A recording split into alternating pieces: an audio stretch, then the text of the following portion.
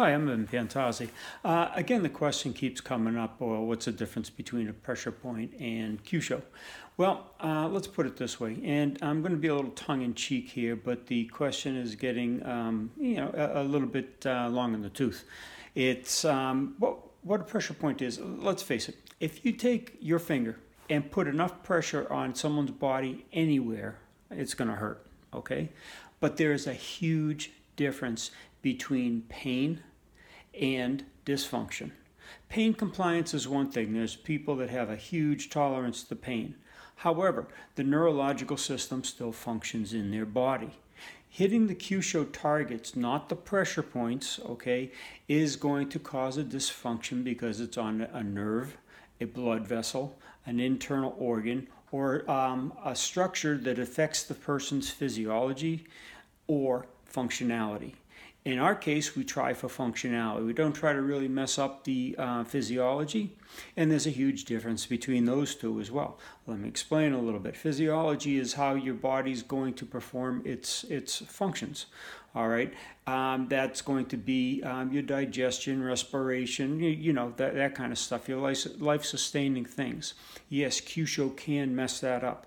Yes, we've gotten to that level. We do not teach this publicly because it's going to end up hurting someone. And for self-defense, you really don't need it. You need to disrupt or dysfunction the human body. All right, and by that I mean you have to strike a nerve so the leg collapses, or the arms dysfunction, or the person loses consciousness. All right, these are things that don't hurt the physiology of the body, but it does hurt the functionality. And I shouldn't even say hurt. Yeah, there's some pain involved sometimes.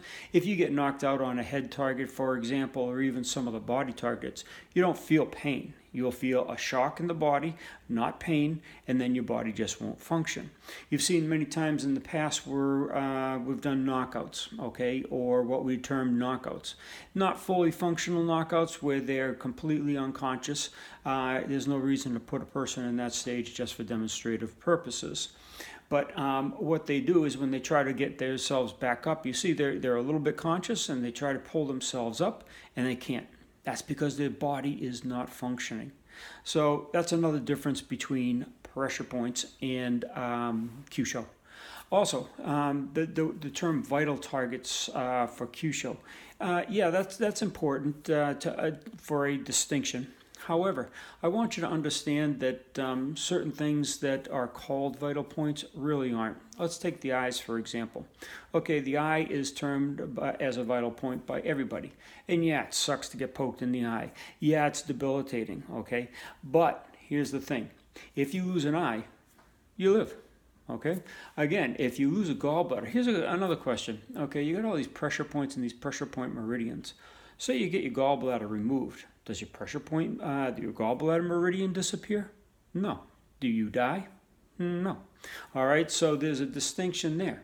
All right, you take out someone's liver, they're going to have a big problem. Take out the kidneys, they're going to have a big problem. Take out the heart, of course, they're going to have a big problem. So you have to start delineating yourself, okay?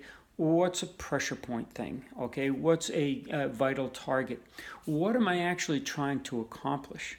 And all these people that are running around with the pressure points, as I stated so many times before, okay, and calling them liver this or lung that and all this kind of stuff, they really have no clue on the human anatomy. And who would you rather entrust your health and safety to than a person that actually knows your anatomy, what they're doing to your anatomy, and how to rectify it, rather than a pressure point guy, all right, that's talking about this metal destroys this wood point, okay? So again, another important distinction you have to make to yourself. Pressure points are points in the body where you can calm a person's system by stimulating the fascia. Now, the fascia has got its own little network inside the human body. All right, and again, you do not stick like a needle, say an acupuncturist. If the Kyusho targets that we're working on were the same as pressure points, you could theoretically stick an acupuncture needle in it. However, I wouldn't want anybody sticking an acupuncture needle in any of my major nerves. I wouldn't want them sticking it into any blood vessels. You're going to have bleeding. You're going to have, of course, a neurological reaction. Say you strike your funny bone, as you've seen in the Denmark film, okay, and how I explained it there. You hit your funny bone, and you use touch with reality for a little while. That's a nerve. That's the ulnar nerve, and as you hit that, first of all, there's intense pain. Yeah, there's pain on that one. Okay. You go in uncontrollably as you try to soothe that by rubbing your arm, holding your arm, jumping around, you scream, you holler, some people pass out, all right? And that's because of the tolerances of the body, all right? That is like striking a nerve. You wouldn't want to stick a needle in that target either, okay? And that's one of our targets. You don't see a pressure point called funny bone, okay? You don't hear it called ulnar nerve.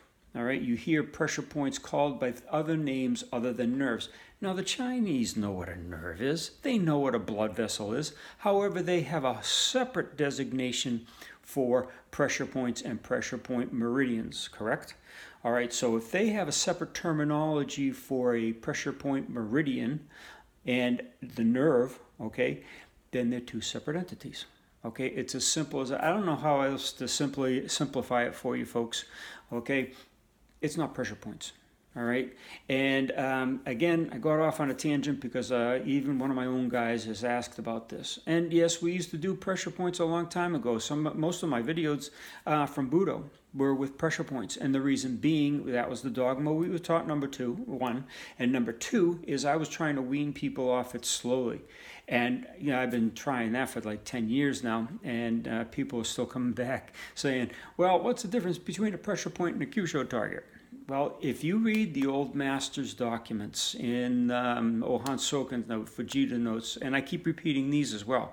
All right, so sorry for the redundancy, people, but you got to read. You got to wake up. You got to learn. Okay, these instructors never talked about pressure points. The diagrams and the old Chinese ideograms did not call out gallbladder this or gallbladder that unless you're looking at an acupuncture book. Okay, the book of the Bubishi, they were not called pressure points. Okay, that was a delineation put after the fact.